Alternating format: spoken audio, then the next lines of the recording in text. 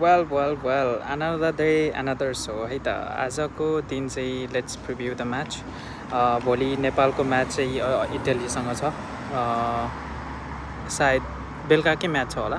And भोलिको match चाहिँ नेपालले जित्नै पर्ने हुन्छ। होपफुली जित्छ पनि, किनभने इङ्ल्यान्डसँगको म्याच हामीले हेरिसक्यौँ। It was very good. त्यही भएर हामी एक्सपेक्ट राख्छौँ कि नेपालले जित्छ पनि। एन्ड हामीले लुकिङ फरवर्ड गर्नुपर्ने प्लेयरहरू चाहिँ 2-3 छन्। त्यसमा चाहिँ लोकेश बम एकदम नै पर्छ। इन्डियाको पिच यो रातो माटोमा खेल्न चाहिँ उसलाई एकदम नै आउँदो रहेछ। मैले उसको गेम हेरेँ, एकदम राम्रो लाग्यो। हालाकि उसले हान्ने सर्टहरू चाहिँ धेरै राम्रो, स्टार्टिङ चाहिँ धेरै राम्रो छैन। त्यही पनि पछि तर त्यो क्लिक हुँदाखेरि चाहिँ धेरै राम्रो सर्टहरू हान्दो रहेछ।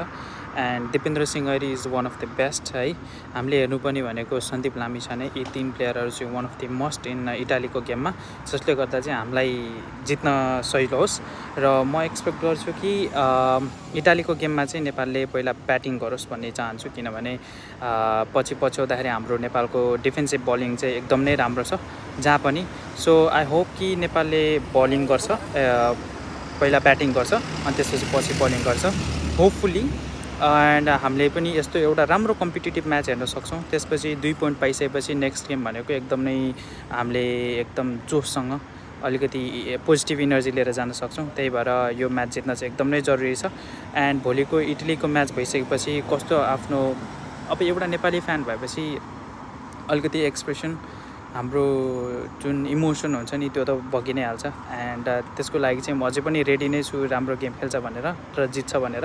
वर्ल्ड कपमा गेम जित्नुको मजा नै अलग छ। एन्ड होपफुली टुमोरोको गेम चाहिँ उनीहरूले जित्छ पनि भोलिको game. So I am hoping for the best. And म भोलि पनि आउँदैछु भिडियोमा। सो भोलि इटाली र नेपालको गेम भइसकेपछि म फेरि पनि आउँछु है त।